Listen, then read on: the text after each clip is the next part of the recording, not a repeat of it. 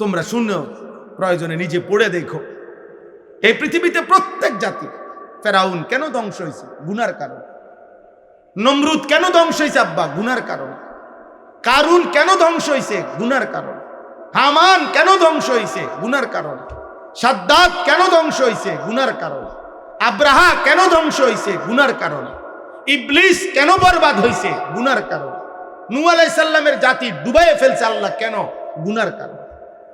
গুনার কারণ, পাপের কারণ। এই পাপ এগুলা, এই মদ, জুয়া, নারী, জিনা, ব্যভিচার, নারীর সাথে হারাম কাজ, সুদ, চুরি, ডাকাতি, ছিনতাই, রাহাজানি, অন্যায়, জোর জবরদখল, হারাম উপার্জন, এগুলোই ঘুরে ঘুরে প্রতিবার এমন মানুষগুলো এই পৃথিবীতে লাঞ্ছিত হয়েছে। একবার না দুইবার। এই পাপীগুলো শেষ পর্যন্ত বেইজ্জতি হয়েছেই হয়েছে। এই এখনো কোন যুগে এর ব্যতিক্রম হয় নাই, হয় নাই। সূর্যের উদিত হওয়াতে ব্যতিক্রম হয় না, চন্দ্রের উদিত হওয়াতে ব্যতিক্রম হয় না, রাত্র দিনের ধারাবাহিকতায় ব্যতিক্রম হয় না। কখনো এমন ঘটনা ঘটে নাই যে 72 ঘন্টা রাত হয় নাই, 72 ঘন্টা দিন একটানা হয় নাই আব্বা। বরং আল্লাহ তাআলা যেভাবে এই নিজাম ঠিক রাখছেন, এটাও আল্লাহর নিজাম যে যুগে যুগে এই প্রত্যেক পাপী, সীমা লঙ্ঘনকারী আজ না হোক কাল শেষ পর্যন্ত লাঞ্ছিত, অপমানিত, ধ্বংসই হয়, ধ্বংসই হয়। এটাই বাস্তবতা।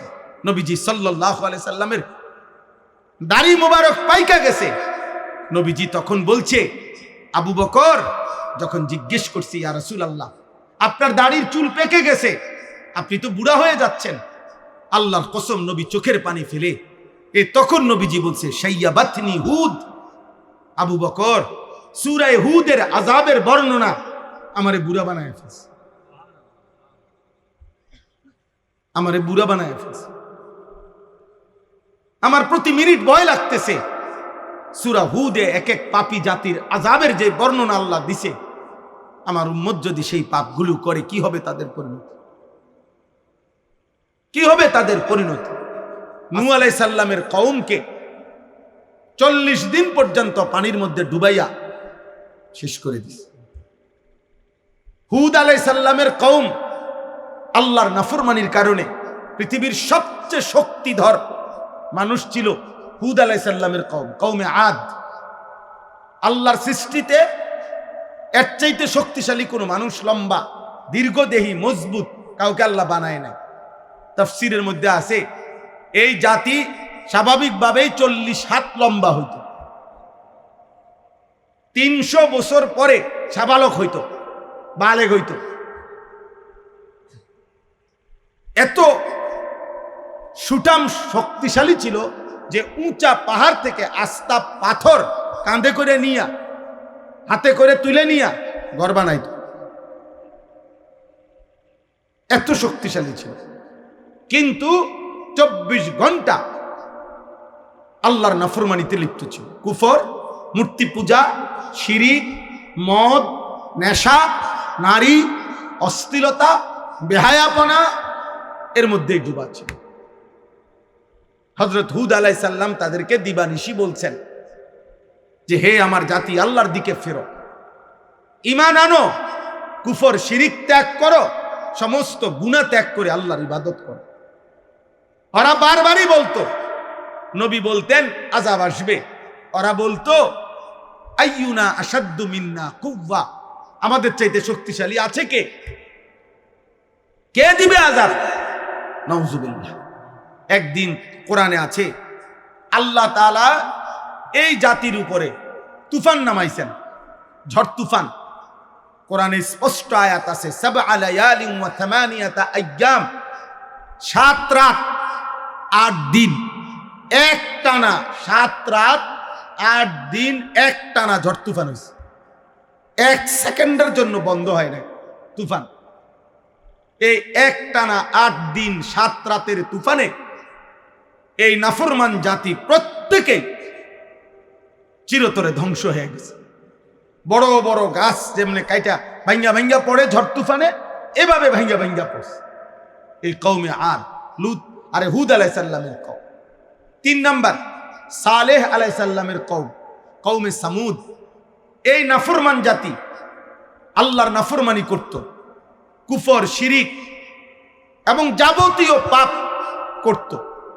মনে রাখবেন, মানুষের মধ্যে কিছু পাপ আছে কমন, মোটা দাগে, মোটা দাগে মদ, জুয়া, গান, বাদ্য, নারীর সাথে হারাম, জিনা, ব্যভিচার, এগুলো, খুন, রাহাজানি, চুরি, ডাকাতি, ছিনতাই, ওজনে কম দেওয়া, হারাম উপার্জন করা, সুদ, কিস্তি, মনে করেন এগুলো সর্বযুগেই কমন বড় পাপ। সব যুগের নাফরমানরা, প্রত্যেক যুগের সীমা লঙ্ঘনকারী, গাদ্দার, পাপীরা, যারাই আল্লাহর জমিনে গাদ্দারি করছে, ওরা এই জাতীয় পাপের কোন একটা, দুইটা, চারটার মধ্যেই লিপ্ত ছিল। এখনো আপনি সহজে দেখবেন কেউ সুযোগ পায় কিংবা পায় না, কিন্তু প্রত্যেকেই এই নির্দিষ্ট কিছু পাপ আছে যেটা একটা আরেকটাকে টানে। যেমন মদের আড্ডা, নেশা যার মধ্যে আছে, নেশার আড্ডা, তার মধ্যে আপনার জিনা, গান, বাদ্য, তার মধ্যে এই মানসিকতা 100 আছে। প্রত্যেক নেশাখোর ব্যভিচারী, প্রত্যেক ব্যভিচারী নেশাখোর। যে নেশা করে সে নারীর সাথে অপকর্ম করে, যে নারীর সাথে অপকর্ম করে সে নেশাও করে, যে জুয়া খেলে সে নেশাও করে, যে নেশা করে সে জুয়াও খেলে। হারাম প্রেম যে করে ও মদের আড্ডা, জুয়ার আড্ডায়ও তার সম্পৃক্ততা আছে। সোজা কথা, মানে এগুলো একই খতিয়ানের, একই দাগের জমি। এই জাতীয় পাপ, এগুলো নিকৃষ্ট। প্রত্যেক যুগের পাপী যারা, নাফরমান যারা, সীমা লঙ্ঘনকারী যারা, বা তারা এই পাপগুলো কমন করে। নারীর সাথে গুনাহ, হারাম উপার্জন, অন্যায়, জোর জবরদখল, মদের আড্ডা, জুয়ার আড্ডা, নারীর আড্ডা, জিনার আড্ডা, ব্যভিচারের আড্ডা। এটাই বাস্তবতা। আর এরকম প্রত্যেক নাফরমান যখন আল্লাহর দিকে ফিরে না, আর একটা নির্দিষ্ট সময় আসলে আল্লাহ তাআলা ওদেরকে ধ্বংস করে দেয়। এই সালেহ আলাইহিস সালামের কওম, আল্লাহ তাআলা তাদেরও নাফরমানির কারণে একদিন রাত গভীরে ঘুমন্ত ফজরের ওয়াক্তে, ভোরবেলা একজন ফেরেশতা পাঠাইছেন। ফেরেশতা আইসা ওই জাতির উপরে একটা চিৎকার দিছে, চিৎকার। ফেরেশতার বিকট চিৎকারে ওই মানুষগুলো কান ফাইটা, ছোট বড়, নারী পুরুষ সব মরে গেছে। কোরআনে আছে, এই সূরাতে আছে। 4 নাম্বার, লূত আলাইহিস সালামের কওম, যারা লজ্জাস্থানের চাহিদা পূরণের জন্য, যাদের আখলাক ছিল কুকুর শুকরের মতো, যাদের মূল চাহিদা ছিল লজ্জাস্থানের চাহিদা, বেঁচে থাকার একটাই উদ্দেশ্য ছিল তাদের, যে লজ্জাস্থানের চাহিদা পূরণ, জিনা, সমকামিতা, কখনো নারীর সাথে, কখনো পুরুষের সাথে, যেখানেই পাইতো কুত্তার মতো, শুকরের মতো, চাহিদা একটাই, লজ্জাস্থানের চাহিদা পূরণ। এই বেঈমানদের মানসিকতা ছিল এটা। হাজার লক্ষবার বলার পরেও নবী লূত ফিরে নাই তারা। শেষ পর্যন্ত একদিন আল্লাহ তাআলা ভোরবেলা, ফজরের ওয়াক্তে ভোরবেলা একজন ফেরেশতাকে পাঠিয়ে গোটা জমিন সাতবক নিচ থেকে উঠাইয়া, উল্টাইয়া ওদেরকে জিন্দা দাফন করে দিছে। আর উপরে পাথরের বৃষ্টি বর্ষণ করে ওই জায়গাটা একেবারে পুরা সাগর, নদী বানায় ফেলছে। আল্লাহর কুফর, শিরিক, মূর্তি পূজা তো করতই, আর সবচেয়ে বড় পাপ ছিল তারা হারাম উপার্জন করত। তাদের উপার্জনের নেশা ছিল যে যেমনে পারো ওজনে কম দিয়া, ঠকাইয়া, সুদে, হারামে, ধোকায়, প্রতারণায়, সিটারি কইরা রোজগার করতে হইব, যেমনি হোক হারামের মাধ্যমে। হারাম উপার্জনের প্রচন্ড নেশা ছিল তাদের। ফলে কোনোভাবেই যখন এই গুনাহ ছাড়ে নাই, একদিন আল্লাহ তাআলা এই জাতিকেও ওই 3 নাম্বার জাতির মতো ঘুমন্ত অবস্থায় একদিন ভোরবেলা ফেরেশতা বিকট চিৎকার দিয়ে এমন চিৎকার দিছে পুরা জাতি কান ফাইটা মরে গেছে, ছোট বড় সবাই। আমার ভাই, আমার কথাটা একটু মনোযোগ দিয়ে শোনো, এই আয়াতের সাথে বোঝানোর জন্য বলতেছি, অল্প একটু কথা মিলাইলেই কথা শেষ আমার। তাহলে এই 5টি জাতির নাম আমি বললাম। 1 নাম্বার নূহ আলাইহিস সালাম, 2 নাম্বার হুদ আলাইহিস সালাম, 3 নাম্বার সালেহ আলাইহিস সালাম, 4 নাম্বার লূত আলাইহিস সালাম, 5 নাম্বার শুআইব আলাইহিস সালাম। কেউ লজ্জাস্থানের চাহিদা পূরণ করতে গিয়ে গুনাহ করত, কেউ উপার্জনের ক্ষেত্রে গুনাহ করত, হারাম উপার্জন করত, কেউ হারাম নেশার আড্ডায় নাফরমানি করত। মূল কথা হলো মোটা দাগে মদ, জুয়া, জিনা, ব্যভিচার, হারাম উপার্জন, এর মধ্যেই তাদের মূল এই পাপীদের সীমাবদ্ধতা ছিল। এবং আল্লাহ তাআলা এদেরকে হাজার লক্ষবার বলার পরে নবী যখন কোনোভাবেই পাত্তা দেয় নাই, একদিন আল্লাহ তাআলা ওই জাতিদেরকে ধ্বংস করে দিছে, ধ্বংস করে দিছে। কোরআনুল কারীমের মধ্যে এই সূরা আছে, আল্লাহ বলেন এক একটা জাতিকে এভাবে ধ্বংস করছে, পরবর্তী কেউ দেখে মনে করছে এখানে পৃথিবীতে জীবনে কোনোদিন কোনো মানুষ ছিল, এইটার চিহ্ন নাই। কাআন লাম ইয়াগনাউ ফিহা, যেন তারা এখানে কোনোদিন বসবাসই করে নাই, এমন ভাবে নিশ্চিহ্ন করে দিছে, এইভাবে নিশ্চিহ্ন করে দিছে, এভাবে নিশ্চিহ্ন করে দিছে। এখন শুনেন, এই সূরাটা কোরআনুল কারীমের মধ্যে এই 5 জন নবীর আযাবের কওমের সম্প্রদায়ের আযাবের ঘটনা, পাপের ঘটনা, নবীদের তাদেরকে ফিরাইবার চেষ্টা, এই কথাগুলো অন্যান্য সূরার মধ্যেও আছে, কিন্তু সবচেয়ে বিস্তারিত পূর্ণাঙ্গভাবে এই সূরাটার মধ্যে আছে। কোন সূরা বলেন না? কোন সূরা? সূরা হুদ, 11 নম্বর সূরা। 2-1 জন বুঝবান, আপনারা বলেন কোন সূরা?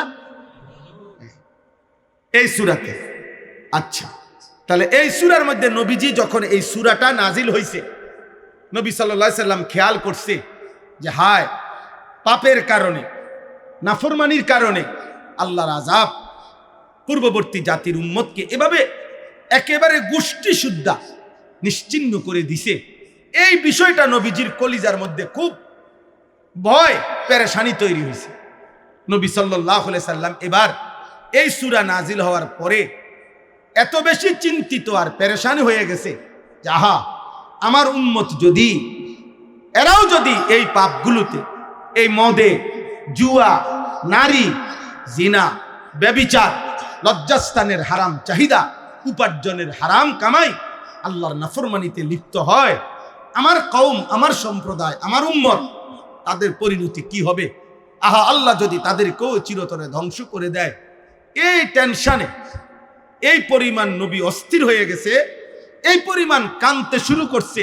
খোদার কসম, এই সূরা নাজিল হওয়ার পরেই, কিছুদিন পরেই আল্লাহ নবীর সর্বপ্রথম এই দাড়ি মুবারকের একটা চুল, 2টা চুল সাদা হয়ে গেছে। তখন হযরত আবু বকর সিদ্দিক রাদিয়াল্লাহু তাআলা আনহু, নবীজির কলিজার টুকরা সাহাবী আবু বকর, তিনি প্রথম নবীজিকে এটা দেখে জিজ্ঞেস করছে, ইয়া রাসূলুল্লাহ কাদ শিবতা, হে আল্লাহর নবী, আহা আপনি তো দেখি বুড়ো হয়ে যাচ্ছেন, আপনার দি দাড়ি সাদা হওয়া শুরু হয়ে গেছে। আজকে প্রিয় ভাই, এটাই বলতে চাই, শুনো, তোমরা নওজোয়ান, তোমরা কিশোর, তোমরা যুবক, দিবা নিশি তোমরা বলো ইনসাফের সাথে যে তোমরা মোবাইল দিয়ে কি করছো? এত নারী, এত ছবি, এত অশ্লীল উলঙ্গ দৃশ্য কেন দেখো আব্বা? একজন পুরুষের জন্য কতটা নারী দরকার? একজন কিশোর বয়স মাত্র 16 বছর, এত কম বয়সে এত নারী দেখে ফেললা, এটা তো কুত্তারও স্বভাব না, এটা তো শূকরেরও স্বভাব। কুত্তাও তো মনে হয় এত নারীর পিছনে ঘুরবে না। বিষয়টা কি? বিষয়টা কি বলো? নাচ গান, মদ, জুয়া, মোবাইল, অশ্লীলতা, বেহায়াপনা, চুল, চেহারা, লেবাস, পোশাক, সব কিছুতে আল্লাহকে এভাবে ছেড়ে দিলা, কোরআনকে এভাবে ত্যাগ করলা, ইসলামকে এভাবে ত্যাগ করলা। মদিনার নবী সাল্লাল্লাহু আলাইহি সাল্লাম তায়েফের রক্তে যিনি ছাড়া দেহ লাল হইল, পবিত্র রক্তে নবীজির জুতা আর পায়ের তালু জট বাইধা গেছে জমাট। নবীজির সাহাবী জায়েদ বলছে, তায়েফের রক্তের কারণে আমি নবীর জুতা পা থেকে খুলতে পারছিলাম না।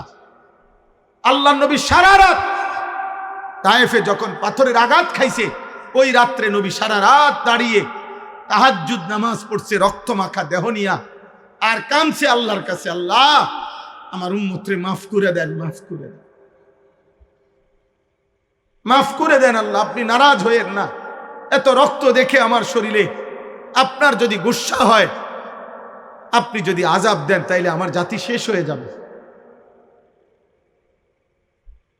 সেই নবী সাল্লাল্লাহু আলাইহি ওয়াসাল্লাম হাসরের ময়দানে বলবে, উম্মত 365 দিনে একদিনও ফজরের নামাজ পড়তে পারলা না, একদিনও না, একদিনও মনে পড়ে নাই। এই পৃথিবীতে হাদিস কিতাবে আছে, নবীজি তার উম্মতকে, সাহাবাদেরকে শেষ কোন নামাজে দেখে গেছেন। আল্লাহর কসম, কোরআন হাতে বললাম, একজন ছেলেও যদি বুঝো, নবীজি তার উম্মতকে শেষ দেখে গেছে ফজরের ওয়াক্ত। কসম আল্লাহ, সোমবার দিন রবিউল আউয়াল মাসে নবীজি ইন্তেকাল করছে যেদিন, সেদিন ফজরের নামাজে সাহাবায়ে কেরামকে পুরা মসজিদ ভরা দেখছে, খুশি হইছে, মুচকি হাসি দিছে। এরপরে জোহরের নামাজের ওয়াক্ত হওয়ার আগ মুহূর্তে আল্লাহ নবী সাল্লাল্লাহু আলাইহি সাল্লাম ইন্তেকাল করছে। নবীজি শেষ হাসি, শেষ খুশি সাহাবাদের প্রতি হয়েছেন ফজরের নামাজে দেখে, ফজরের নামাজে দেখে। আল্লাহ নবী সাল্লাল্লাহু আলাইহি সাল্লাম যাকে ফজরের নামাজে দেখতেন না, তিনি বলতেন, স্পষ্ট হাদিসে আছে, ফজরের নামাজে যে মসজিদে যেত না নবীজির যুগে, নবীজি বলতেন, নিশ্চয়ই মুনাফিকের জন্য এশা এবং ফজরের জামাতে পড়া কঠিন। এজন্য সমস্ত কিতাবে আছে কথা, ফজরের নামাজে প্রমাণ হয় কে মুমিন কে মুনাফিক, জুমার নামাজে না। কোনো হাদিসে কথা নাই যে জুমার নামাজের ফজিলত অনেক, অনেক নেকি, অনেক নেকি, অনেক নেকি, কিন্তু আপনি মুমিন না মুনাফিক এটা চিহ্নিত করার প্রমাণ ফজরের নামাজ। কোন নামাজ বলেন না, কোন নামাজ? বুখারীতে হাদিস আছে, নবীজি বলছে, আমার মন চায় ফজরের অনুপস্থিত মুসল্লিকে আমি নিজে আগুন নিয়ে গিয়া তার ঘর ওই নাফরমানকে সহ জ্বালায়া দিই। আল্লাহর কসম, এটা বুখারীর হাদিস, বুখারী শরীফের শ্রেষ্ঠ কিতাবের হাদিস। নবীজি বলছেন, আমার দিল চায় এই নাফরমানকে আমি ঘর সহ আগুনে জ্বালায় ফেলি। যিনি তোমাকে আগুনে জ্বালায় ফেলতেই চাইছে দুনিয়াতে, আখেরাতে তুমি এই আমলনামা নিয়ে গিয়েই তোমারে সুপারিশ করে জান্নাত দিয়ে দিবে। সুপারিশ তোমার মামুর বাড়ি, হ্যাঁ, সুপারিশ তোমার আব্বার সম্পত্তি, হ্যাঁ। নবীর সুপারিশ মানে জিলাপি, নবীর সুপারিশ মানে বিরিয়ানির ফোটলা, নবীর সুপারিশ মানে খিচুড়ির ডেক। এই ভাবছেন না? নাউজুবিল্লাহ, নাউজুবিল্লাহ। আফসোসের বিষয়, তোমরা ছেলেরা মাশাআল্লাহ এতগুলো ছেলে বলছো, বলো আব্বা তোমরা দাঁড়াও, আমরা তোমরা গুনে গুনে দেখাই। এখানে বাবা চাচা মুরব্বী যারা আছে তারাই বলুক, তোমাদের এক পাশে যদি তোমরা দাঁড়াও, আমি দাঁড় করাই দেই, তো তোমাদের এখানে 100 ছেলে 500 ছেলেও যদি দাঁড় করায়, দেখা যাবে 480 জনের চেহারায় নামাজের কোনো চিহ্ন নাই। হায় হায় নিকৃষ্ট নাফরমান, যে কপাল আল্লাহকে সেজদা দেয় না, খোদার কসম, ও তো মানুষ না, ও তো হাইওয়ান, ও তো জানোয়ার, ও তো পশু, ও তো পশু। ওই কপালে তো থুতু মারা উচিত। যে কপাল আল্লাহকে সেজদা দেয়। কিতাবের মধ্যে আছে কপাল আল্লাহ তাআলা দুনিয়াবি কোনো উপার্জনের কাজে লাগায় না। মানুষ হাত দিয়া ধরে, পাও দিয়া যায়, বুদ্ধি দিয়া দেমাগ দিয়া ভাবে, নাক দিয়া গন্ধ শোকে, মুখ দিয়া খায়, কান দিয়া শুনে, জিহ্বা দিয়া কথা বলে। দুনিয়ার যে কোনো বিষয়ে মানুষের এই অঙ্গগুলো কাজে লাগে, কিন্তু কপাল দিয়া মানুষ কিছু ধাক্কাও দেয় না, আজ্ঞায়ও না, পিচ্ছায়ও না, দরেও না, আলগিও দেয় না, কিছুই না। কপাল দিয়া দুনিয়াবি এই কপালের এই জায়গাটা দিয়ে দুনিয়াবি উপার্জনের কোনো কাজ, দুনিয়ার প্রয়োজন পূরণের কোনো কাজ লাগে না, এটা দরকার লাগে না, এটা স্পেশাল আলাদা। কিতাবে আছে আল্লাহর কসম, আল্লাহ তাআলা বলে, বান্দা তোর কপাল শুধু আমি আমার সেজদার জন্যই বানাইছি। যে কপাল আল্লাহকে সেজদা দেয় না, তোর কপালে থুতু, তোর কপালে থুতু, থু থু, তোর কপালে থুতু, থুতু, তোর কপালে থুতু, থুতু, তোর কপাল, ছি, ধিক তোর কপালে, ধিক তোর কপালে। নিকৃষ্ট জানোয়ার এটা, নিকৃষ্ট হাইওয়ান। প্রত্যেক বেনামাজি নাফাক, দেখবেন প্রত্যেক বেনামাজি পেশাব করে পানি নেয়, প্রত্যেক বেনামাজি পায়খানা করে পবিত্র হয় না, এটা শতভাগ দুর্গন্ধ। এটা বেনামাজি মানেই নাফাক, বেনামাজি মানেই নাফাক, বেনামাজি মানেই নাফাক। বেড়া হোক বেড়ি হোক, বেনামাজি বেটা বেটি দুটোটাই নাফাক, দুটোটাই অসভ্য। বেনামাজির কোনো লজ্জা নাই, বেনামাজির কোনো শরম নাই, বেনামাজির কোনো হায়া নাই, বেনামাজির মধ্যে ইনসাফ নাই, বেনামাজির মধ্যে ভদ্রতা নাই, বেনামাজির মধ্যে মানবতা নাই, বেনামাজির মধ্যে কৃতজ্ঞতা নাই। কারণ এত বড় আসমানওয়ালা আল্লাহ গোটা কায়নাত দিয়ে যে তাকে লালন পালন করছে, এই গাদ্দার এমন নিকৃষ্ট গাদ্দার, এত কিছু দিয়েও যে তার থেকে সেজদা পায় না, তার মতো নিকৃষ্ট গাদ্দার কোনো কুত্তাও হয় না, কুত্তাও না, কুত্তাও না, কুত্তাও না, কোনো কুত্তাও না। যদি হিম্মত থাকে তো প্রতিবাদ করো, দাঁড়া এখন বল বেটা। যদি কোনো তোমার কাছে ভিন্ন যুক্তি থাকে, নাও আও, এনে দাঁড়াইয়া কও, আমরা শুনি। তুমি যদি আমার কথার বিকল্প যুক্তি দেখাইতে পারো তো আমার বিচার হইলে 10 জনের বিচারে যেটা হয় এটা আমি বলবো। আল্লাহ তাআলা আমাদেরকে এমন একটা সেকেন্ড নাই, মা কখনো রাগ করে, বাবা কখনো রাগ করে, স্ত্রীও কখনো রাগ করে, ছেলে মেয়ে কখনো রাগ করে, বন্ধু কখনো রাগ করে, কিন্তু আল্লাহ তাআলা আমারে দয়া করে না এমন একটা সেকেন্ড আসেনি।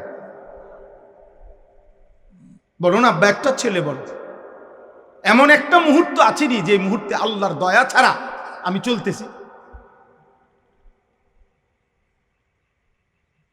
একটা ছেলে বলো আব্বা।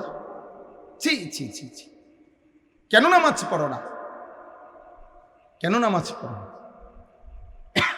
নবী সাল্লাল্লাহু আলাইহি ওয়াসাল্লাম বলছেন, আমাদের মাঝে আর বেঈমানের মাঝে আসো, আমি ওয়াদা দিলাম তোমাকে 2টা পুরস্কার দেব। যদি গুনাহ ছেড়ে দিয়ে আমার কাছে মাফ চাও, যদি ইবাদত শুরু করে আমার কাছে ফিরে আসো। খোদার কসম আল্লাহ বলেন এই আয়াত, ইউমাত্তিউকুম মাতাআন হাসানান ইলা আজালিম মুসাম্মা, তোমার হায়াতের বাকি কয়দিন, যে কয়দিন বাঁচবা, আমি আল্লাহ তোমার জীবনে দুনিয়ার যত প্রয়োজনীয় উপকরণ আছে সবগুলো আমি আল্লাহর পছন্দ মতো হালাল পবিত্র উপকরণ সব দিয়ে দেব। তোমার সব প্রয়োজন পূরণ করব হালাল দিয়ে, পবিত্রটা দিয়ে। নারী দেব তোমাকে পবিত্র স্ত্রী দিয়ে, নারীর চাহিদা পূরণ হবে। টাকার চাহিদা পূরণ করব, তবে হালাল টাকা দিয়ে, হালাল টাকা, মাতাআন হাসানা। বুঝেন না? এখনো আমার লজ্জাস্থানের চাহিদা পূরণ হইতেছে জিনার মাধ্যমে, ব্যভিচারের মাধ্যমে, বেশ্যাপতিতার কাছে গিয়া, হারাম নর্তকীর কাছে গিয়া, নিকৃষ্ট কোন বেপর্দা, বেহায়া, অসভ্য চরিত্রহীন কোন মেয়ের মাধ্যমে, পুরুষের মাধ্যমে, নিজের হাত নিজের লজ্জাস্থানে নাপাক ব্যবহারের মাধ্যমে, উলঙ্গ ছবি দেখার মাধ্যমে, নর্তকী দেখার মাধ্যমে, এটা হলো একটা চাহিদা পূরণ। এটা তো নিকৃষ্ট চাহিদা পূরণ। এটা তো হারাম। কিন্তু আল্লাহ বলে না, আমি তোমার চাহিদা পূরণ করব পবিত্র স্ত্রী দিয়ে। এক তো হলো টাকা আসতেছে, সুদের টাকা, কিস্তির টাকা, লোনের টাকা, জুয়ার টাকা, মিথ্যা কথা বলার টাকা, ওজনে কম দিয়া টাকা, ছিনতাই করা টাকা, চুরির টাকা, ডাকাতির টাকা, অনিয়ম করে টাকা, মানুষের সম্পদ লুণ্ঠন করে টাকা, হ্যাঁ, এগুলোও টাকা। এটা হইলো টাকার প্রয়োজন পূরণ হইল। কিন্তু আল্লাহ বলে না, আমি এমনটা না, আমার গুনাহ ছেড়ে দিয়ে আমার কাছে আসলে, ইবাদত করিলে আমি হালাল দ্বারা পবিত্র টাকা দিয়েই তোমার প্রয়োজন পূরণ। ইউমাত্তিয়াকুম মাতান হাসানান ইলা আজালিম মুসাম্মা। আল্লাহ বলেন প্রয়োজন পূরণ করে দেব সব। এজন্য ইমানদারের সব প্রয়োজনই পূরণ হয়। আল্লাহ সবাই প্রয়োজন। এই পৃথিবীতে সবাই ভাত খায়, এই পৃথিবীতে সবাই লজ্জাস্থানের চাহিদা পূরণ হয়, কিন্তু কারোটা হালাল, কারোটা হারাম। সম্পদ সবারই কম বেশি হয়। ধনী সব লাইনে আছে, ফকির সব লাইনে আছে। সিটারির লাইনেও ধনী আছে, সিটারির লাইনেও গরিব আছে। আবার ইমানদারের লাইনেও ধনী আছে, ইমানদারের লাইনেও গরিব আছে। সাহাবায়ে কেরামের মধ্যে ধনী সাহাবিও ছিলেন, গরিব সাহাবিও ছিলেন, ছিলেন না? এখন হুজুরদের মধ্যে সারা বাংলাদেশের হুজুর সব ইনকাম বরাবর। কথা বলে না কেন? হ্যাঁ বলেন, ইনকাম বরাবর সব। তো তাইলে এটা কিচ্ছু না, কম বেশি। এটা হুজুর হওয়া বা না হওয়া, মাদ্রাসায় পড়া বা না পড়া, অথবা স্কুলে পড়া বা না পড়া, আল্লাহর কসম টাকা পয়সা কম বেশির মধ্যে এটার কোনো প্রভাব নাই। টাকা পয়সা কম বেশির মূল হিসাব কার কাছে? কার কাছে বলেন না? মাদ্রাসায় পড়লেই পয়সা কম, স্কুলে পড়লেই পয়সা বেশি, এটা কে বলছে? কোন জাতিসংঘে? কেডা বলছে এটা? আপনাদের একটা বিবেকে একটা উদাহরণ বলেন তো। সারা বাংলাদেশে প্রতিদিন যারা ভিক্ষা করে, ভিক্ষা, এরা সব হুজুর? কথা কয় না? এরা সব মাদ্রাসা ছাত্র। তো তাহলে এরা ভিক্ষা করে কা? কথা বলেন না কা? ওরা ভিক্ষা করে কেন? তাহলে এটা কার ফয়সালা? আল্লাহর ফয়সালা। আল্লাহর ফয়সালা, আল্লাহর ফয়সালা। জেনারেল শিক্ষিত সবার ইনকাম বরাবর, সিএনজি ড্রাইভার সবার ইনকাম বরাবর, মুদি দোকানদার সবার ইনকাম বরাবর। কথা বলে না? তো বরাবর না কেন? হেরা তো হুজুর না। তাহলে এটা কোনো কি না? কথা না। কথা হইলো রিজিক কম না বেশি, এটা কার হাতে? আল্লাহ। এক মারফুত মায় দুজনের লেগে দোয়া করছে কলজা দিয়া। ও একজন কোটিপতি, আরেকজন ফকির, এক লগে বিদেশ। আমাগো গ্রামে দুইজন 16 বছর পরে বিদেশতে আইছে। একজনে বাড়ি গাড়ি করছে, আরেকজনে আমারে নিজে বলছে, ভাই প্যান্ট যেটা পরা প্যান্ট, কয়টা আরেকজনের তে হাওলাত করে আইছে। প্যান্টও ছিল না, একটা ফিন্দার প্যান্ট আরেকজনের থেকে হাওলাত করিয়া তো প্যান্ট ফিন্দা আইছে। ভাই একই কোম্পানির চাকরি করছে, এক জায়গা। এমন কেন? এমন কেন বলেন? তাহলে ফায়সালা কার? তো এই জন্য আল্লাহ বলেন, বান্দা গুনাহ ছেড়ে দাও, ইবাদত করো, আমি হালাল এবং পবিত্র দিয়েই তোমার দুনিয়ার প্রয়োজন পূরণ করব। হারাম লাগবে না, হারাম লাগবে। ওয়ায়ুতি কুল্লাযী ফাদলিন ফাদলা। আর দ্বিতীয় পুরস্কার হলো, আমি আল্লাহ আখিরাতে তোমার প্রত্যেকটা নেক আমলের সর্বোচ্চ বিনিময় জান্নাত দিয়ে দেব। ওয়া ইন তাওয়াল্লাও, আর যদি, এই যে শেষ কথা, আর যদি আমি আল্লাহর কথা ফিরাইয়া দাও, প্রত্যাখ্যান করো, ফা ইন্নী আখাফু আলাইকুম আযাবা ইয়াউমিন কাবীর। ওই প্রত্যেক যুগের নবীরা যেভাবে বলছে, আল্লাহ বলছে নবী আপনিও বলেন, হে আমার জাতি, যুগে যুগে প্রত্যেক নবীরাই বলছে কথা, আল্লাহর নাফরমানি করিলে আল্লাহর আযাব আসবে, আল্লাহর আযাব আসবে।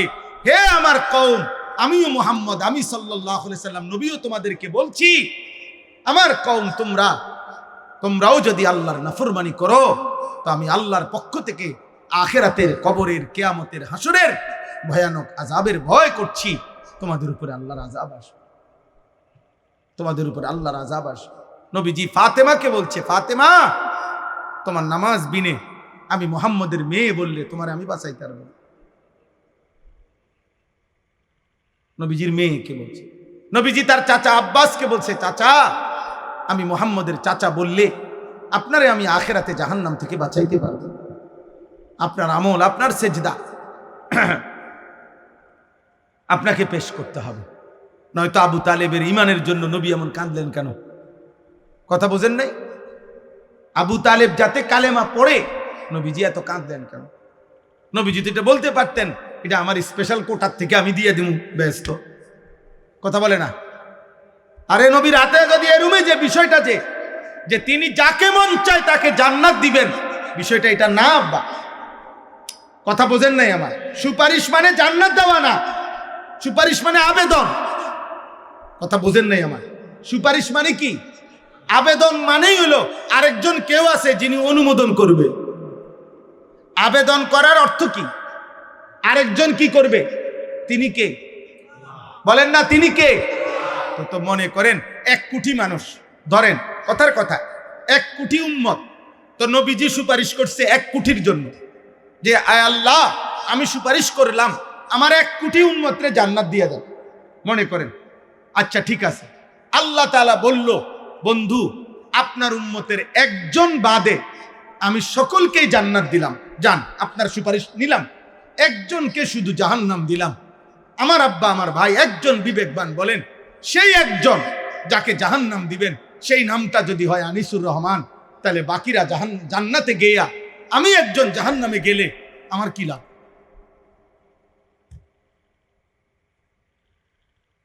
বাকিদের জান্নাতে যাওয়ার দ্বারা আমার কি লাভ? বলেন না, বলো না আব্বা, বলো। আমার দোস্ত, আমার ভাই, অতএব রাত অনেক হয়েছে। আমার প্রিয় ভাই হযরত মাওলানা শোয়াইব আহমদ আশরাফি দামাত বারাকাতুহুল আলিয়া, মাওলানা অনেক সুন্দর বয়ান করছে, শক্তভাবে বলছেন, শুধু বাহ্যিক প্রকাশ্যে মুনাফিকের মুমিনের পরিচয় দিলে হবে না আব্বা। ভোটার আইডি কার্ড দিয়ে আখেরাত চলবে না রে আব্বা, জন্ম নিবন্ধন সনদ দিয়ে আখেরাত চলবে না, তোর কপালের সেজদা দিয়ে আখেরাত চলবে। হালাল হারামের পার্থক্য দিয়ে আখেরাত, সেজদা বন্দিগির মাধ্যমে আখেরাত। এজন্য আজকে রাত গভীরে আপনাদের সবার কাছে বললাম, ছেলেরা তোমাদের কাছে বললাম, একটা ছেলেও যদি বুঝো, দয়া করে নিজেদের উপরে দয়া করো, নিজের উপরে রহম করো আব্বা, নিজের উপরে রহম করো। আব্বা তুমি মোবাইলটা নামায় লাও, এমনি শোনো বাবা, এমনি শোনো, তুমি শোনো, তোমার ভালোর জন্য শোনো আব্বা, কষ্টই করতেছো তো শোনো। ফায়দা হয় না ভাই, ফায়দা হয় না। ছোট ভাই তোমরা তো বুঝতেছো না কোনোভাবে, এই পৃথিবীতে খোদার কসম আমরা তোমাদের জন্য দরদি। আমি শুধু বক্তা হিসাবে চিন্তা করি না কোনোদিনও,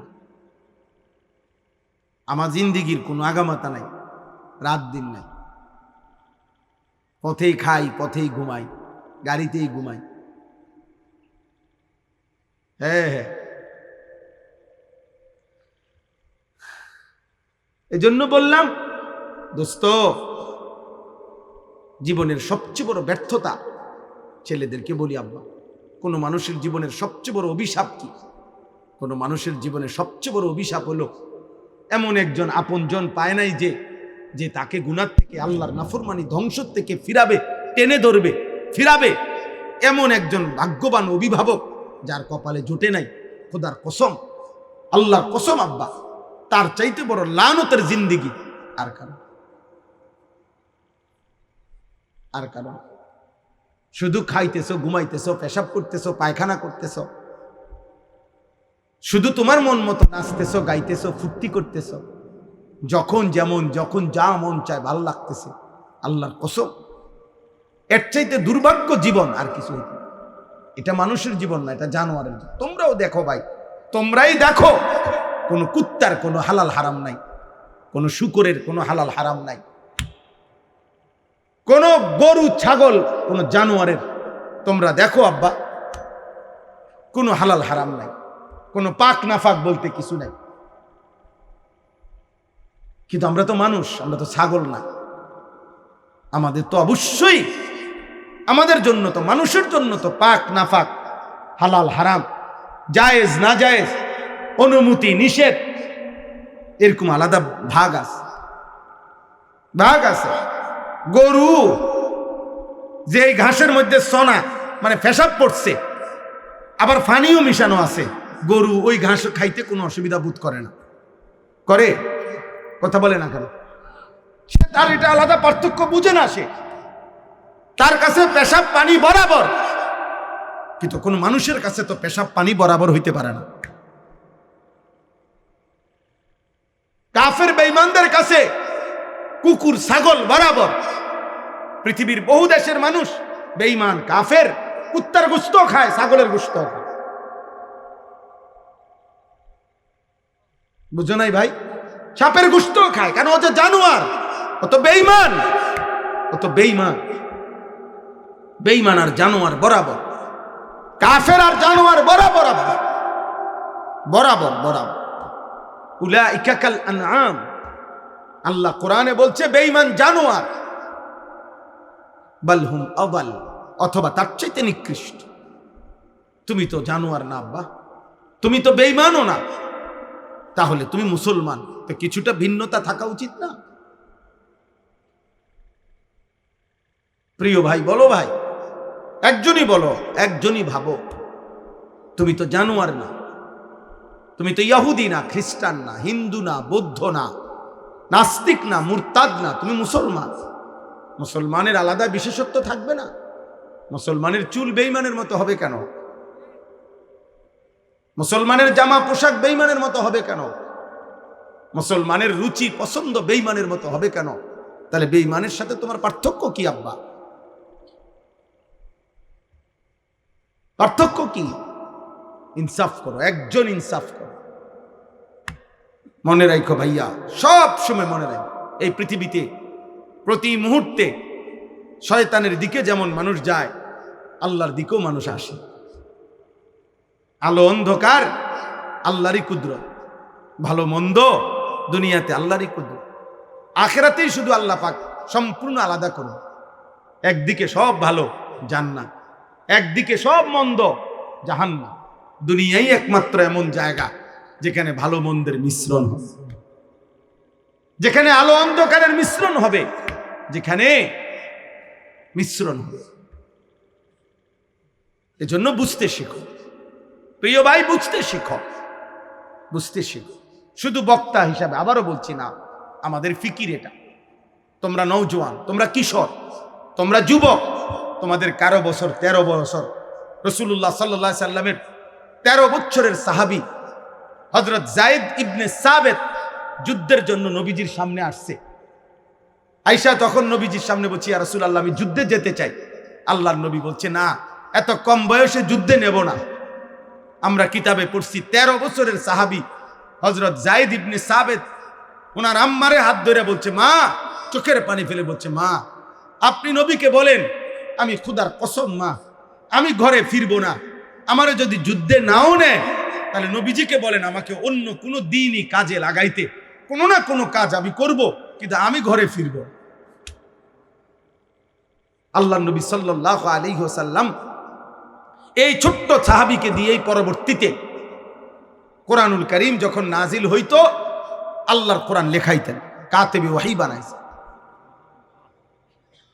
কোরআন লিখতেন, তিনি নবীজির সাথে থাকতেন। 14 বছরের সাহাবী রাফি ইবনে খাদিজ, সামুরা ইবনে জুনদুব, দুইজন একই বয়সী। যুদ্ধের ময়দানে নবী একজনকে নিছে, আরেকজন কান্না শুরু করছে। ওনার আব্বাকে বলছে, আব্বা, আপনি নবীকে বলেন, যাকে নিছে তার চাইতে গায়ে আমার শক্তি বেশি, আমি কুস্তি লাগলে ওরে হারাইতে পারো। এটা তো সবাই জানে এই কথা, শেষ পর্যন্ত তো বিশুদ্ধ হাদিস। নবীজি বলছেন, আচ্ছা তোরে লাগো দেখি।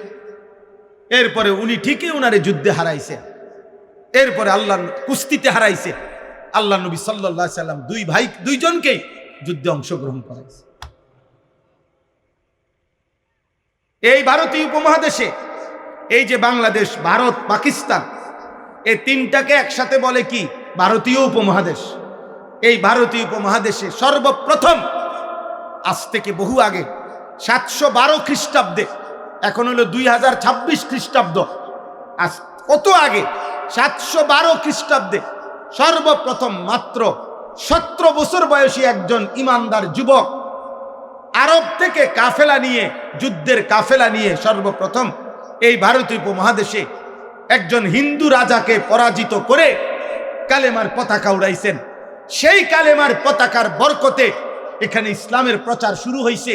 তারপরে আজকে আমরা এই কোটি কোটি মুসলমান এই ভারতীয় উপমহাদেশের মধ্যে এর প্রথম ব্যক্তি যিনি ছিলেন তিনি মাত্র 17 বছরের মুহাম্মদ ইবনে কাসেম রাহমাতুল্লাহ আলাইহি।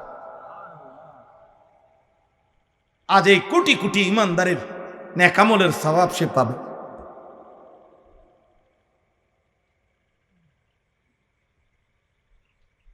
এই আমাদের ইতিহাস বাবা, এমন সুন্দর জীবন আল্লাহ তোমাকে মুসলমানের ঘরে দিছিলেন, কেন নষ্ট করে দিলা? কেন নষ্ট করে দিলা? একটি বিশ্বকাপ ফুটবল খেলার সাথে শুধু আব্বা এটা খেলা না, তোমার যদি কলিজা থাকে, বিবেক থাকে, তুমি খবর নিও। এই বিশ্বকাপ ফুটবল খেলার সাথে কোটি কোটি কোটি কোটি ডলারের, কোটি কোটি ডলারের মদের বিক্রি হবে। এই খেলার প্রত্যেকটা গ্যালারিতে অজস্র অগণিত মানুষ মদ পান করবে, এর সাথে মদের গভীর সম্পর্ক। 2 নাম্বার, এই ফুটবল খেলার সাথে 3টা দেশে, এই আমেরিকা, কানাডা, মেক্সিকো, এই 3 দেশের যেই প্যাভিলিয়ন মানে যেই গ্যালারিগুলোতে খেলা হবে, প্রত্যেকটার আশেপাশে শত শত হোটেলে নর্তকী নারী ভাড়া থাকবে, যারা জিনা আর ব্যভিচার করবে, যারা পুরুষের সাথে রাত কাটাবে, বিশ্বকাপ উপলক্ষে ইনকাম করবে, ওই ইনকামের ট্যাক্স ওই দেশগুলোও উপার্জন করবে। তার মানে এর সাথে নারীর বেশ্যাবৃত্তি, অসভ্যতা, জিনা আর ব্যভিচারের সম্পৃক্ততা আছে। 3 নম্বরে, এই ফুটবল বিশ্বকাপের সাথে কোটি কোটি টাকার অনলাইনে জুয়া অনলাইনে খেলোয়াড়ের নাম ধইরা, দলের নাম ধইরা জুয়া খেলা হবে। এই জুয়া খেলাতেও সারা পৃথিবী জুড়বে। তাহলে একটি খেলার সাথে খেলাধুলা, এটাও তামাশা। 3 দেশে 3টা বিশ্বকাপে উপলক্ষে উদ্বোধনী অনুষ্ঠান হবে এই 11 তারিখে। অনুষ্ঠানের মধ্যে 3 দেশের উদ্বোধনী অনুষ্ঠানে খেলা হইল ফুটবল, অথচ নাচবে অর্ধ উলঙ্গ নর্তকী, উদ্দাম নাচবে। নাচের সাথে খেলার কি সম্পর্ক আব্বা? ফুটবলের সাথে নর্তকীর দেহের কি সম্পর্ক? বলো না আব্বা। তুমি কি লজ্জা শরমের শেষ অংশটাও ভুলে গেছো? তোমার মায়ের রক্ত ভুলে গেছো? 2 বছরের মায়ের দুধ ভুলে গেছো? তুমি বুঝো না? এটা তো শুধু খেলা না, এর সাথে জুয়া আছে। এটা তো শুধু খেলা না, এর সাথে মদের বোতল আছে। এটা তো শুধু খেলা না, এর সাথে নারীর নাচ আছে। তুমি দেখো, তুমি দেখো। আজকে তোমরা আজকে খুঁজে নাও, আজকে দেখো। এই প্রথম এই বছর 2026 বিশ্বকাপ ফুটবলে ব্রাজিল সম্পূর্ণভাবে তাদের জার্সি বদলায় ফেলছে। গত পর্যন্ত তাদের 1950 সাল থেকে 2026 সাল পর্যন্ত তাদের যে হলুদ জার্সি ছিল, এই হলুদ জার্সি তারা বদলাইয়া নতুন শেডের জার্সি আনছে। সারা পৃথিবীর অনলাইনে আজকে খবরে আসছে, সারা বিশ্ব আন্তর্জাতিকভাবে, যে ব্রাজিলের ওই জার্সির, নতুন জার্সি যেটা গেঞ্জি আর কি গায়ে দেয়, ওইটার মধ্যে শয়তানের প্রতিকৃতি, শয়তানের আকৃতি, মুখোশ এটার ভিতরে ছাপানো আছে। আমরা চাঁদের দেশে থাকি না, আমরা তোমগরে সচেতন করার জন্য খবর রাখি। আমরা মঙ্গল গ্রহে থাকি না, প্রতিদিন খোঁজ খবর রাখি। বুঝো নাই আব্বা? সারা পৃথিবীর সচেতন মানুষ প্রতিবাদ করছে অনলাইনে যে ব্রাজিলের এই জার্সির মধ্যে শয়তানের প্রতিকৃতি, শয়তানের মুখোশ এটার ভিতরে আছে। তুমি নালে লেখো অনলাইনে, গুগলে সার্চ দিয়ে লেখো যে ব্রাজিলের 2026 জার্সি নিয়ে বিতর্ক কি, এটা দেখো। তুমি লাগাও, দেখো। বলো ভাই, তাহলে রক্তে যার ঈমান আছে, কলিজার মধ্যে মায়ের পবিত্র রক্ত যার আছে, ওই বেঈমানদের সাথে আমাদের কি সম্পর্ক বলে না ভাই? ব্রাজিল আর্জেন্টিনার সাথে আমাদের ইমানের কোনো সম্পর্ক আছে? আমাদের কালেমার কোনো সম্পর্ক আছে? আমাদের কাবার কোনো সম্পর্ক আছে? আমাদের মদিনার কোনো সম্পর্ক আছে? আমাদের নবীর কোনো সম্পর্ক আছে? আমাদের সাহাবায়ে কেরামের কোনো সম্পর্ক আছে? আমাদের আউলিয়াদের কোনো সম্পর্ক আছে? আমাদের আল্লাহর কোরআনের কোনো সম্পর্ক আছে আব্বা? আচ্ছা বাদ দাও, রাখো এটা এবার এক সাইডে। ব্রাজিল আর্জেন্টিনার সাথে আমাদের বাংলাদেশের এই মাতৃভূমির প্রতি যার মায়া আছে, এই বাংলাদেশের আর্থিক, সামাজিক, রাজনৈতিক যে কোনো ক্ষেত্রে কোন দিক দিয়ে মিল আছে বলো না ভাই? একটা বিবেকবান বলো। বাংলাদেশের আর্থিক উন্নতিতে ব্রাজিল এবং আর্জেন্টিনার সাপোর্ট যদি আমাদের দেশে ব্যাপকভাবে বাড়ে, তো বাংলাদেশের বিদ্যুৎ সমস্যার সমাধান হবে, তেল সমস্যার সমাধান হবে। বাংলাদেশে হত্যা, খুন, ধর্ষণ, 8 বছরের কন্যা ধর্ষণ, এইভাবে ব্যভিচার, এটা বন্ধ হয়ে যাবে বলো না ভাই? তো রাষ্ট্রের আর্থিক কি উন্নতি হবে? আখেরাত বাদ দাও, দুনিয়াবি উন্নতি কম বলো না ভাই? তো কি কারণ থাকতে পারে? অসভ্যতারও তো একটা জাতফাত আছে, অসভ্যতারও তো একটা জাতফাত আছে, বেহায়ারও তো একটা জাতফাত আছে। এটা কোন বেহায়ামি? এটা কোন অসভ্যতা বলো? এজন্য প্রত্যাখ্যান করো, বলো ইনশাআল্লাহ। প্রত্যাখ্যান করো, প্রত্যাখ্যান করো, প্রত্যাখ্যান করো। ঝগড়া তো মানায় না আব্বা, ঝগড়া তো মানায় না। খেলা তো খেলা না, খেলা তো খেলা না। খেলার সাথে মদ আছে, খেলার সাথে নর্তকী আছে, খেলার সাথে জুয়া আছে, খেলার সাথে কোটি কোটি টাকার হারাম বাণিজ্য আছে, হারাম বাণিজ্য। নাউজুবিল্লাহ, নাউজুবিল্লাহ, নাউজুবিল্লাহ। এই পৃথিবীর তোমরা খবর নিয়ে দেখো, প্রত্যেক ফুটবল খেলোয়াড়, এই যারা বিশ্বকাপে খেলবে, তাদের প্রত্যেক খেলোয়াড়ে ডোপ টেস্ট, তাদের নেগেটিভ প্রমাণিত হইতে হবে। অর্থাৎ তাদের শরীরে অ্যালকোহল আছে কিনা, মদের উপস্থিতি আছে কিনা, মদ নেশা করছে কিনা, এটা পরীক্ষার মাধ্যমে প্রমাণ হইতে হবে যে সে মদ পান করে নাই। হ্যাঁ, ডোপ টেস্ট বলে এটারে। অর্থাৎ এখানে যদি সে নেগেটিভ প্রমাণিত হয় তাইলে খেলতে পারবে। যদি শরীরে অ্যালকোহল, মদের উপস্থিতি পাওয়া যায় তাইলে সে বাদ। তাইলে বোঝা গেল ফুটবল খেলার মধ্যে এই খেলোয়াড়রা অসংখ্য যারা নেশা করে, এই নেশা তাদেরকে উত্তাল বানায় ফেলে। এই জন্য এটা পরীক্ষা করে করে বিরত রাখার চেষ্টা করে, কিন্তু বারবারই প্রতিবারই এরকম অসংখ্য দামি দামি খেলোয়াড় বাদ পড়ে যায়। আমি তো নাম বললে আরো কইতাছি না, আর কি ইচ্ছা নেই।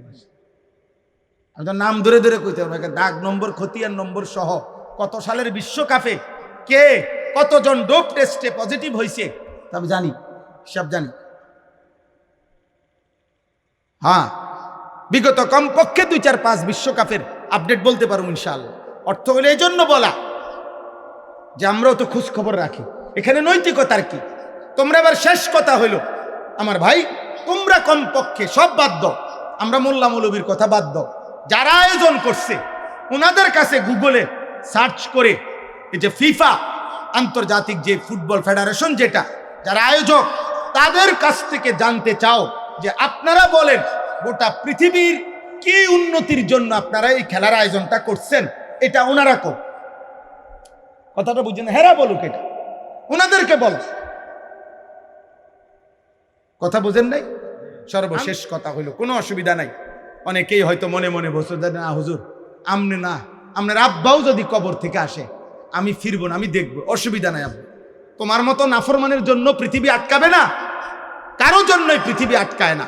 যেদিন আব্দুল কাদের জিলানী বড় পীর রহমতুল্লাহ আলাইহ উনি যেদিন ইন্তেকাল করছে সেদিনও সূর্য ডুবছে, যেদিন ফেরাউন মরছে সেদিনও সূর্য ডুবছে। কথা বলে না?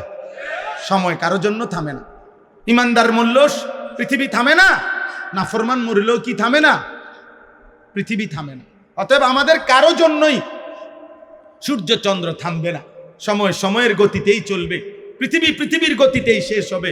আমারও মৃত্যু হবে, আপনাদেরও মৃত্যু হবে, ইমানদারেরও মৃত্যু হবে, নাফরমানেরও মৃত্যু হবে। কিন্তু একদিন কবর আটকায় যাবে, একদিন হাসরের ময়দান আটকায় যাবে।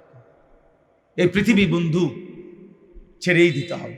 হাসি কিংবা কান্না আনুগত্য কিংবা নাফরমানি, পৃথিবী তোমাকে ছেড়ে দিতে হবে।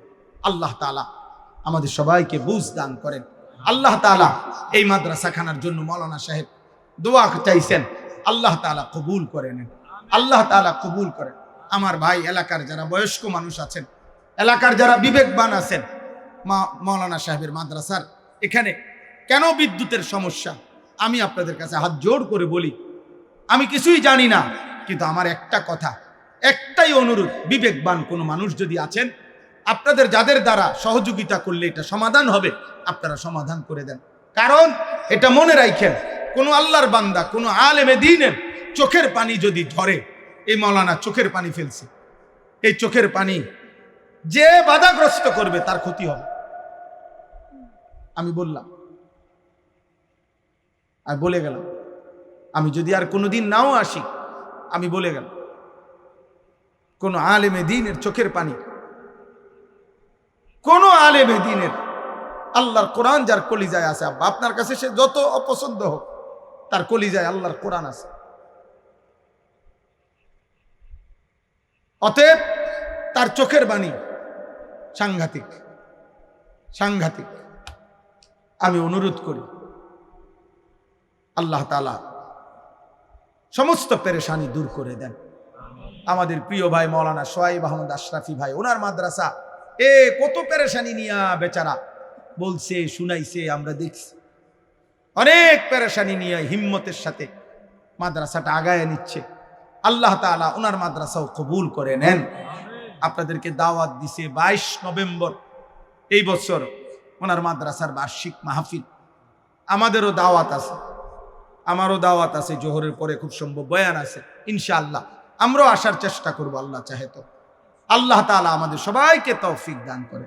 সর্বশেষ কথা আবারও বলি, আমার শায়েখ আল্লামা মুফতি মুশতাকুন নবী কাসিমি হুজুর সব সময় বলে, আমারে বহুদিন এরম হাতে ধরে হুজুরে আমারে বলছে অনেক দিন, মাওলানা যেখানেই ভালো কাজ, যেখানেই নেক কাজ, সেখানেই আপনি কিছু না কিছু দিয়ে মিশে যাবেন, শরীক থাকবেন, কম হোক বেশ হোক। হুজুর এটা খুব মহব্বত করে বলে, বলে যে মাওলানা দেখবেন হাসরের ময়দানে নিজের আমল নামায় সারা দেশ থেকে নেকি দেখা খুশি হয়ে যাবে। কিরে আমি আনিসুর রহমান কুমিল্লা, আমার নামে দি সিলেটের থেকেও নেকি আছে, যশোরও নেকি আছে, ব্রাহ্মণবাড়িয়ারও নেকি আছে, হবিগঞ্জেরও নেকি আছে। ঘটনা কি? ঘটনা কি? ওই যে কোনো না কোনোখানে দিনের কোনো না কোনো কাজে কিছু সহযোগিতার বরকতে আল্লাহ তাআলা আমল নামার মধ্যে নেকি পৌঁছায়। এই জন্য প্রত্যেকে ঈমানের পক্ষে, আমলের পক্ষে, মসজিদের পক্ষে, মাদ্রাসার পক্ষে, উলামায়ে কেরামের পক্ষে থাকবেন। বলেন ইনশাআল্লাহ, বলেন ইনশাআল্লাহ, বলেন ইনশাআল্লাহ। 2 বছর পরে, 6 মাস পরে, 5 মাস পরে, মাঝে মধ্যে অনেক দিন নাস্তিক মুরতাদ বেঈমানরা টাকা খাওয়াইয়া সারলে আপনার মাঝে মধ্যে 2-4 জন চামচিকা বাদুর আপনার আমাদের দেশে মাঝে মাঝে লাড়া দেয়। এই সমস্ত পাগল ছাগল অল্প সময়ের ব্যবধানে হারিয়ে যায়, হারিয়ে যায়। ইমানদার টিকেই থাকে, ইমানদার টিকেই থাকে, সেজদাওয়ালা টিকেই থাকে। আল্লাহ তাআলা আমাদের সবাইকে কবুল করেন। আজকের এই আনন্দগ্রাম ইসলামী যুব সংগঠনের এই মাহফিলে আল্লাহ বরকত দান করেন, আমিন। আলহামদুলিল্লাহি রাব্বিল আলামিন। আল্লাহুম্মা 11 নম্বর পারা, 11 নম্বর সূরা। সূরাটির নাম হচ্ছে সূরা হুদ। একজন নবীর নাম হুদ আলাইহিস সালাম, এই নবীর নামে এই সূরাটা। এই সূরার একটি মাত্র আয়াত, 3 নম্বর আয়াত আমি তেলাওয়াত করেছি। অল্প একটু সময়ে ইনশাআল্লাহ কিছু কথা তো বলেই ফেললাম, আর অল্প একটু সময়ে এই একটি আয়াতকে সামনে রেখে সামান্য কিছু কথা আমরা আরজ করতে চাই। আল্লাহ তাআলা আমাদেরকে তৌফিক দান করেন। এই সূরাটার নাম হচ্ছে সূরা হুদ। এই কোরআনুল কারীমের মধ্যে 114টি সূরা, তার মধ্যে এটা 11 নম্বর সূরা। কোরআনুল কারীমের মধ্যে মোট 25 জন নবী এবং রাসূলের নাম আছে। কতজন? 25 জন। এই 25 জন নবী এবং রাসূলের মধ্যে উল্লেখযোগ্য কয়েকজন নবীর ঘটনা কোরআনুল কারীমে বারবার আছে। একাধিকবার আছে, বারবার আছে। এর মধ্যে 5 জন নবীর ঘটনা আছে এরকম, যেই 5 জন নবী ওনাদের জাতিকে আল্লাহর নাফরমানি থেকে, পাপ থেকে, কুফর, শিরিক এবং যাবতীয় গুনাহ থেকে বাঁচাইবার জন্য দিবানিশি সর্বোচ্চ চেষ্টা করছে, সর্বোচ্চ মেহনত করছে, কিন্তু তারা তাদের নাফরমানিরও সর্বোচ্চ সীমা অতিক্রম করছে। নবীদের আহ্বানে ন্যূনতম পাত্তা দেয় নাই, বরং প্রতি মুহূর্তে আল্লাহর নাফরমানির উপরে সীমা লঙ্ঘন, অহংকার, বাড়াবাড়ি করছে, বাড়াবাড়ি করতে থাকছে। নবী যতবারই নিষেধ করছে, বারবারই বলছে, হে আমার জাতি, আল্লাহর দিকে ফিরে আসো, আমি তোমাদের উপরে আযাবের ভয় করতেছি, আযাবের ভয় করতেছি, আযাবের ভয় করতেছি। আর প্রত্যেকবারই ওই অসভ্য জাতি, নাফরমান জাতি তুচ্ছ তাচ্ছিল্য করে, ঠাট্টা করে করে নবীদেরকে বলছে, কই তোমার খোদার আযাব, নিয়ে আসো, নিয়ে আসো, কই আযাব, যে আযাব, ফাতিনা বিমা তাইদুনা, তুমি যদি সত্যবাদী নবী হও তো আল্লাহর আযাব আনো। এইভাবে বলতো। এই বলতে বলতে, এই ঠাট্টা মস্কারি করতে করতে, গুনাহ আর নাফরমানির সীমা লঙ্ঘন করতে করতে আল্লাহ তাআলা প্রত্যেক জাতির উপরেই এই 5টা নবীর ঘটনা এখানে আছে। 5 জন নবীর কওমকে আল্লাহ তাআলা চূড়ান্ত আযাব দিয়ে ধ্বংস করে দিছে, একদম শেষ করে দিছে। ছোট বাচ্চা, কোলের বাচ্চা, দুধের বাচ্চা, পেটের বাচ্চা, নারী, পুরুষ, জওয়ান, বুড়া, সব শেষ করে দিছে আল্লাহ তাআলা। আল্লাহ তাআলা এই 5 জন নবীর নাম হলো নূহ আলাইহিস সালাম 1 নাম্বার, 2 নাম্বার হুদ আলাইহিস সালাম, 3 নাম্বার সালেহ আলাইহিস সালাম, 4 নাম্বার লূত আলাইহিস সালাম, 5 নাম্বার শুআইব আলাইহিস সালাম। এই 5 জন, নূহ আলাইহিস সালাম, হুদ আলাইহিস সালাম, সালেহ আলাইহিস সালাম, লূত আলাইহিস সালাম, শুআইব আলাইহিস সালাম, এই 5 জন নবী কওম, সম্প্রদায় গুনার মধ্যে সীমা লঙ্ঘন করেছিল, পাপের মধ্যে, এবং এই পরিমাণ বাড়াবাড়ি করছে যে কোনোভাবেই ফিরতে চায় না, কোনোভাবেই না, বরং প্রতিবারই তুচ্ছ করছে, প্রতিবারই অহংকার করছে, প্রত্যেকবারই সীমা লঙ্ঘন করছে। আর আল্লাহ তাআলা নবীর মাধ্যমে বলতে বলতে বলতে বলতে বলতে মহান আল্লাহ পাকের যেদিন ফায়সালা হইছে, সেদিন আল্লাহ তাআলা প্রত্যেক নবীকেই বলছে, এবার তুমি সরে পড়ো, তোমার জাতিকে আমি ধ্বংস করব, তোমার জাতিকে আমি শেষ করে দেব। এবং আল্লাহ তাআলা শেষ করে দিছে, শেষ করে দিছে। এর মধ্যে